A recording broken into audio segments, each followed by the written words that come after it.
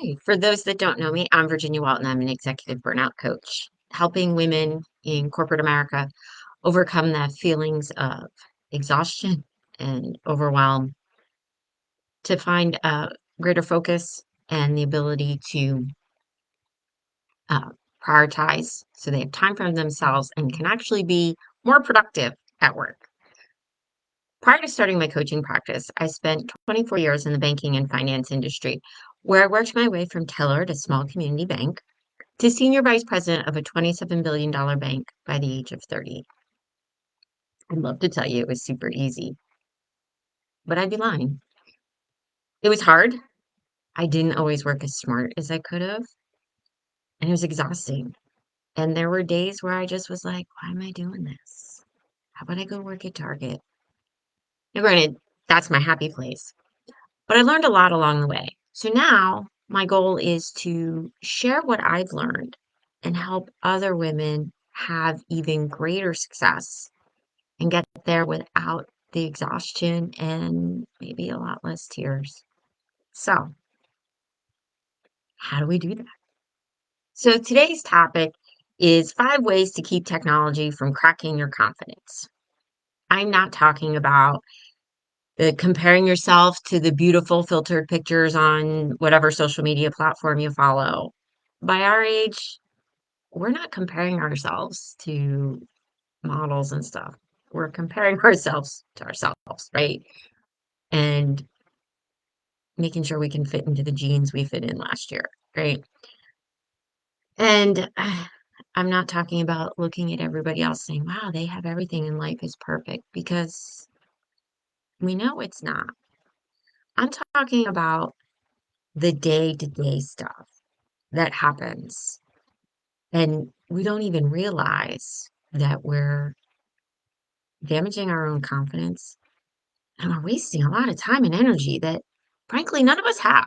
Right? Time is precious anymore. We are busy people. We have a lot of on our plate. So we need to be, I love the expression, work smarter, not harder. And that's really what I want to talk about today is tweaking some of our habits to keep us focused and not not spend time really just wasting it. So what I am talking about is when you read tone into that email, right? Oh my gosh, how dare they take that tone with me? Email has no tone, right? Thanks could be thanks or thanks, right? I'll give you that as an example because when I realized that, I made a change too in how I sign my emails. I make a conscious effort to not say thanks. No matter how pressed for time I am, I say thank you because it's rare that thank you could be thank you, whereas thanks could be sarcastic. So take the extra second. It'll save you time in the end and think about it. If you wouldn't want to get that tone, make sure you're not doing something that might be perceived as that as well. I'm talking about over analyzing an email, reading between the lines, questioning, why haven't I gotten a response yet to my text? Oh my God, they're mad at me. What did I do? Oh, my boss is pissed. I emailed him an hour ago. I texted him. I haven't gotten a response. Shit. What's going on? Right? Sounds familiar? How about even in your personal life? You know, last night I heard we had a special presentation at my religious education class for the eighth graders. And the adult presenting it said, oh, I would tell your parents to stay off social media. I'm thinking, okay, I, we can't. It's a form of communication, right? But there we can get sucked into the stories and questioning and doubt in our own minds, right? Example, in my own life this week, I saw a post about a birthday celebration that I've been invited to for probably the last 7, 8 years, and I wasn't. So I caught myself. I started to go, well, did I upset them? Did I piss them off? well, wait, maybe they know that on Tuesdays I teach at church, and that's why they didn't say anything because they remembered that. Or maybe the restaurant didn't allow parties bigger than the party they were, where because we're still coming out of the pandemic, right? There's a whole slew of possibilities. And I could have spent hours telling my story. Of course, the first one I went to was, what did I do wrong? Right? Because that's where we go to ourselves first. And we assume the worst. But I caught myself. I said, you know what? You don't know. It could be a litany of reasons. It could have been a last minute thing. It could have been that they thought I couldn't go anyway, so why say anything? It could be that they are upset. Well, if you don't tell me, I don't know. So I'm not gonna worry about that either. Tell me. But I had stuff to do when I saw it. And I'm like, I caught myself starting to spin and I'm like, this is a waste of time. Because no matter what, if I really want to know the answer, I need to ask the question. So you know what? I stopped the spinning and I got done what I needed to get done. And I moved on. It takes practice to build that habit. It is really hard, and I get that. The trick is to catch yourself, right? So those are the scenarios, not the comparing yourself to those pretty filtered pictures. I'm coming to you unfiltered, right? I admit though on Zoom, I got the touch up setting. That's fine. Who cares? I don't do it for others. I mean, and frankly, the reason because at 45, it is not fair to have to worry about pimples and wrinkles. Okay? Just saying. So, but seriously, stop reading tone into things. I think I've shared this example before. A peer and I got the same email. Somebody was asking for some support on something. I read it as very factual. I had a feeling that when my other peer read it, they were going to have a reaction. And they did. I suddenly got a text message and I knew they'd read it. They took it as a personal attack. There was not one word that said anything derogatory about my peer. Not one. It said, listen, I was supposed to do this, help this person. Something's come up. I can't. Can anybody else help? Not criticism, not a swear word, not a negative adjective, but my peer read into it this entire story that this person was criticizing them. And I got several minutes of this long ranting text. It's not a good use of time. And I don't just mean for me, but I mean for my peer who they were very upset. This was stressing them because they read into something. And it kept them, not only was it a waste of time, it was a waste of energy. And, when we get stressed, ladies, stress creates cortisol. Okay, and at our age, we don't need any extra stress hormones, right? Hence the trying to make sure we're still fitting into last year's jeans. So I I get it. But now, if I hadn't been aware, I might have gotten sucked into it. So now two of us would have been all stressed and upset. That wasn't the intention. I'm sure it wasn't. But it's easy to get sucked into, right? So stop reading tone into any form of electronic communication. It's not there. Second, everyone has an opinion. Remember that. Everyone on everything. Even when you say, I don't have an opinion, you kind of do, but I don't care, right? As a young child in the 80s and 90s, there was a great song lyric that I probably overplayed the song too much. Opinions are like assholes. Everybody has one. So at that age, I didn't really quite understand it. I just thought, ooh, they said a bad word. But it's true. Everybody has an opinion. That doesn't mean it's right. I refuse to read the um, opinion section in the newspaper because it's their opinion. I don't know them. I don't care. If it's somebody I respect, that's different. But let it go. It's their opinion. They're entitled to it just as much as you are entitled to that. So even if somebody said, listen, I disagree with your idea, okay, that's your perspective. You are allowed to have that. I'm allowed to have mine. We move on. Healthy conflict is key to great leadership, right? Too. It's not personal, it's their opinion, their perspective. They are entitled to it. You can agree or disagree with it. That's your right as much as it's their right. So don't dwell. Just let them have it, right? You want yours? Let them have theirs. So, but because most of us have some sense of insecurity, we start building, oh my gosh, what's wrong with me? Why did blah, blah, blah, blah, blah, blah, blah, blah. Did you gain anything out of that? If you get tense and angry, it's not helpful. You know what? If they have a different perspective or opinion, discuss it, right? Don't take it personal. It's theirs. It's not you. It's great to have different perspectives so you can find the best solution, especially at work. The worst thing you can do, especially as a leader, is discourage that, right? Healthy conflict is the key to success. Different perspectives, different opinions is how we find great solutions. So let them have it.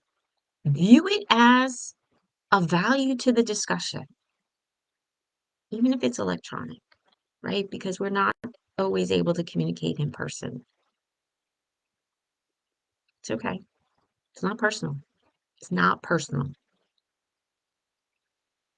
Stop telling yourself stories. It's funny. We're analytical and creative, and that's great about being uh, a human, right? We have these skills. We don't always use them to our best advantage, though. If you think about it, you're spending all this time telling yourself this story.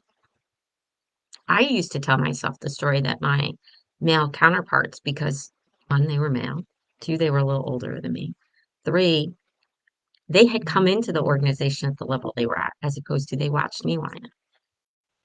They looked down on me. Did I know if that was true? It was a story. Did it serve me well? Did it help my relationships with them? No, probably not. And if we don't have confidence, we can't just ask that, right? I finally got to the point where I did. I was being considered for a different role. I would still be working with the same group, but from a different vantage point. And as my peers had to interview me, I said to the one point blank, can you view me as a peer, as an equal? He said yes. Now I could continue to tell a story and say no, right? But I asked the question. Stop reading and telling a story. The example I shared of the peer who took it as a personal tag, that was a story. It was actually, if you were reading it in a book, it was probably pretty good. That would make a wonderful, episode on some drama, you know? But if you're not publishing books, writing screenplays, or trying to get an episode picked up, you're wasting your time. The story you're creating isn't making you any money. It isn't improving your well-being. It's not a funny story most times. Why do it? Why do it? You know? The example with the post. I could tell myself this whole story. They're upset with me. Oh my gosh, they're not including me. What do I do about, future events? Should I assume that we're not? Should I not include them on this? I could go on and on. I could tell this whole story that they've decided to, you know, push me to the outs. Oh yeah. I could get this probably on Lifetime, right? Woman cast aside for wanting to defend. I don't know if it's true. Could have wasted a lot of time and energy. Same with my friend, my peer who thought, oh my gosh, I'm being personally attacked. Story. I don't think anybody because I know the other recipients. I don't think anybody else had that story when they read the email. I think they all just checked their calendars and their to-do list to see if they could help out and probably said, no, that doesn't work in my schedule. Sorry. Just read it and moved on with their day, right? When it's not directly at us, it's so much easier for us to do that. So apply that. If you're not going to get some sort of joy or compensation out of a story, why create it? Stop reading between the lines, looking for the deeper meaning, right? I used to do this. Totally guilty. I get an email questioning my idea. I'd be like, he thinks I'm an idiot. That's it. He thinks he's better than me. He thinks because he's blah, blah, blah, that he's superior to me. He doesn't respect me, doesn't value my work. What did I? I'm not working with him. Oh, you know what? I'm done. Next meeting, yeah. Well, it was like, hey, Virginia, I don't think that's the best idea. I and usually it wasn't. Most of us are, keep in mind, just like when we're in person having a conversation or, you know, simulated in person, most people are listening to respond. They're not listening to hear. The reason being is what is more important to them is what they are going to say. When I started to realize this, it totally freed up mental energy for me. You might be like, that sounds kind of coachy. No, here's what I mean. I love to watch people. I've been a people watcher since I was a kid. And when I finally brought that joy into meetings, it was so much more rewarding and insightful. It taught me how to interact with my colleagues. I realized, I'm like, they're all saying the same thing. We just spent, now I would get a little pissy. Like, we just spent 20 minutes, everybody saying the exact same thing. There was not one difference of opinion, not one additional thought. I realized everybody wants to hear their own voice. They, by saying and speaking, they felt that they were proving their value and worth. So you'll get people who will respond to an email because they think they need to prove their value and worth, just as if they were sitting on at a table, not on a table. It's a whole other meaning. Um, but it's really about them wanting to show how they show up and their thoughts, not directed at you. Most of us are inwardly focused first and foremost when it comes to these situations, right? They're concerned if they don't respond, then it looks like maybe they didn't read it. If they don't say something or add to it, then they're not adding any value. They'll be perceived differently, right? Again, it's not about you. It's about them, their insecurities. But we make it about us. It's really not. It is not all about you. Just yesterday, I was talking to a former colleague and we joked, you know what? Listen, if everybody just did things our ways, it would have been so much smoother and easier.